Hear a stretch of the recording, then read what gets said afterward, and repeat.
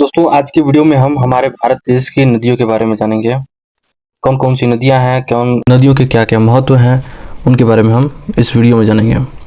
तो सबसे पहले जो है कि हमारे देश की नदियां, तो नदियों के क्या क्या महत्व हैं उनके बारे में हम जानेंगे। तो क्या है, सबसे पहले हम बात करें तो नदियों के क्या क्या महत्व हैं। नदी क्या है? नदी हमारी जीवनदायिनी है। ठीक है, नदी हमें क्या कहते हैं, पीने का पानी देती है। ठीक है, नदी और क्या क्या सुविधा देती है?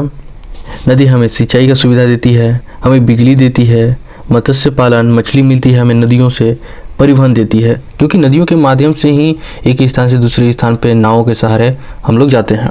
ठीक है, अगला क्या है, प्राचीन सभ्यताएं, जैसे हमारा सिंधु घाटी सभ्यता हो गया, नदियों के किनारे विकसित हुई है। मतलब जब पुराने समय में, अब समय या फिर दुनिया का अंत कैसे होता है, या फिर पुराने जो कोयला खदान मिलते हैं वो कैसे मिले हैं। जब आंधी तूफान बाढ़ आता है तो आसपास के जो नगर तालाब हैं वो उसको पूरा वो ढहा देता है और भाड़ देता है, कहने का मतलब ढक देता है। तो उसी तरह जब आंधी तूफान आया नदियों में, तो उसी तरह जो सिंधु घाटी सभ्यता उस समय के लोग रह रहे थे, तो आसपास के जितने भी लोग थे उनमें वो सारे ख़त्म हो गए, और वहाँ की जो भी घर मकान थे वो सब मिट्टियों से ढक गए, जो आज की खुदाई के बाद हमें सिंधु घाटी सभ्यता के रूप में मिली है। ठीक है, जैसे आजकल आप देख सकते हैं कि पंजाब में हो गया, बिहार में हो गया, इस तरह से आंधी बाढ़ आ रहे हैं। ठीक है, तो आप जान सकते हैं कि किस तरह से नदियों के कहर से कोई नहीं बच सकता। अब अगला हम देखते हैं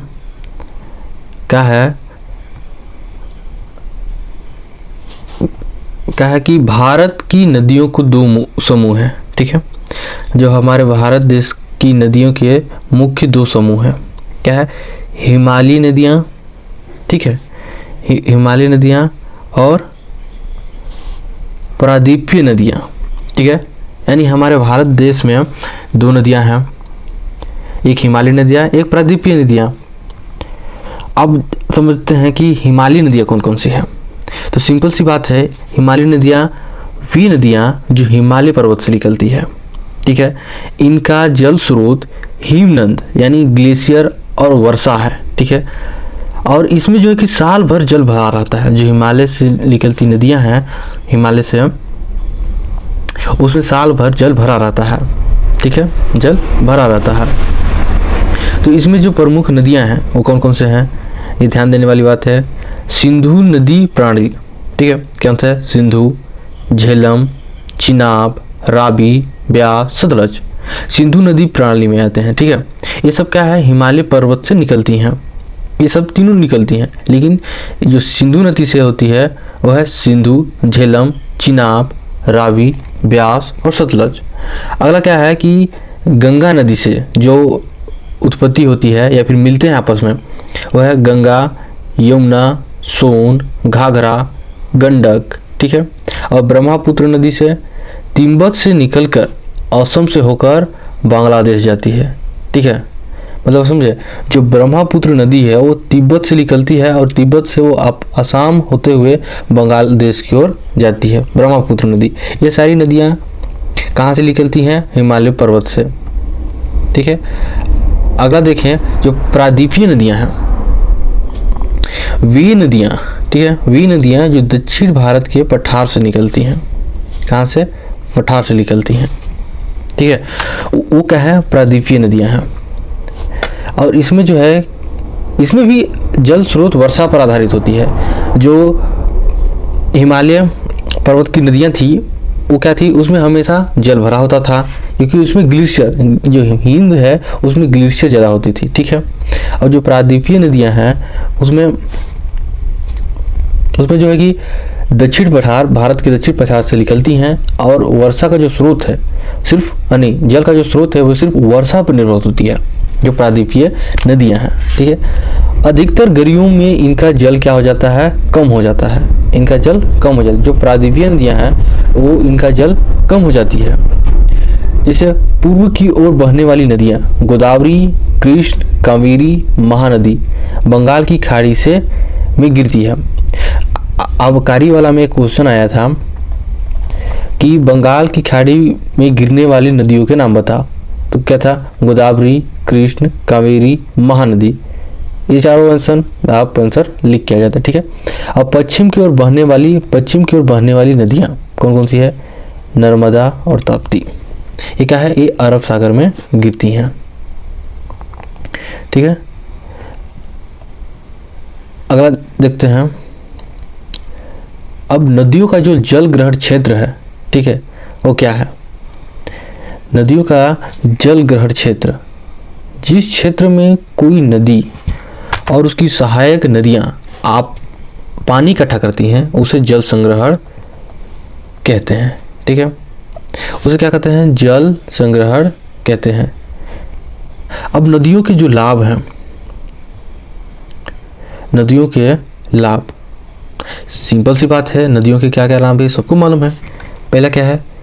पीने योग्य जल मिलता है, सिंचाई और कृषि होती है, जल विद्युत उत्पादन होता है, कई सारी परियोजनाएं जिन पे नदियों में विद्युत बनी हुई है, परिवहन और नौ परिवहन होता है, मछली पालन और पर्यटन होता है। ये सारी चीज़ें इनके लाभ हैं। ठीक है, अब इससे जुड़ा कुछ सवाल है, इस सवाल का आंसर देखते हैं। क्वेश्चन क्या है? गंगा नदी का उद्गम स्थल कहाँ है? तो कहाँ है? मानसरोवर में, यमुनोत्री में, गंगोत्री, हिमनद में। हिमनद कहने का मतलब है कि हिमालय से निकलती है गंगा, निकलती है। गंगोत्री हिमनद से निकलती है गंगा नदी। आंसर ए इसका सही होगा।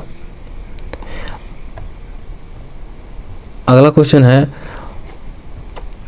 है कि ब्रह्मपुत्र नदी कहाँ से निकलती है? हिमालय से, तिब्बत से, नेपाल से। तो इसका उत्तर होगा तिब्बत से। ठीक है, अगला क्वेश्चन है,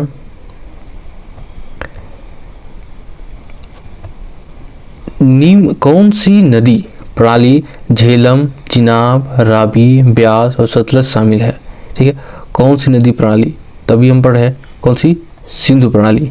ठीक है, अगला क्वेश्चन देखते हैं। अगला क्वेश्चन है, कौन सी नदी बंगाल की खाड़ी में नहीं गिरती है? ठीक है, इसमें क्या है? गोदावरी गिरती है, कावेरी गिरती है, महानदी गिरती है। ठीक है, कौन सा? महानदी गिरती है। अगला क्वेश्चन क्या है? कौन सी नदी दक्षिण की गंगा कहलाती है? दक्षिण की गंगा कौन कहलाती है? गोदावरी कहलाती है। अभी हम अंदर पढ़े गोदावरी कहलाती है। ठीक है, अगला क्वेश्चन,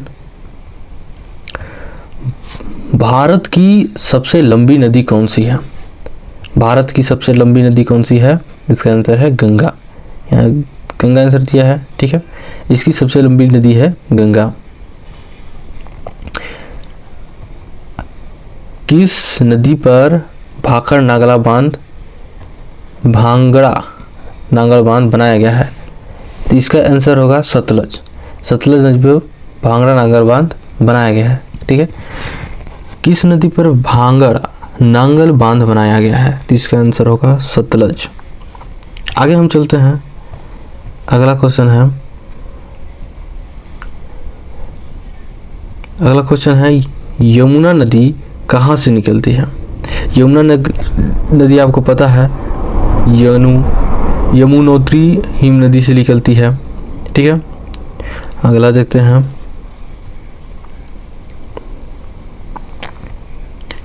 अगला है, कौन सी नदी पश्चिम की ओर बहती है? ठीक है, कौन सी नदी पश्चिम की ओर बहती है? इसका आंसर होगा नर्मदा। ठीक है, कौन सी नदी पश्चिम की ओर बहती है? तो इसका उत्तर होगा नर्मदा। महानदी किस राज्य में बहती है? महानदी किस राज्य में बहती है? इसका आंसर होगा उड़ीसा। ये हो जाएगा उड़ीसा।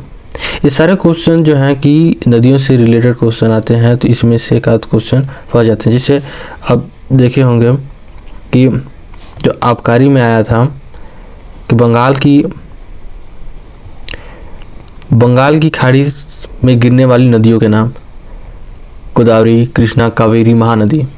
तो इसी तरह से अगर क्वेश्चन आए तो एक आध दो क्वेश्चन फंस जाएंगे। तो अगर आप भी व्यापम या पीएससी की CGPSC की तैयारी कर रहे हैं तो आप इस चैनल से जुड़ सकते हैं।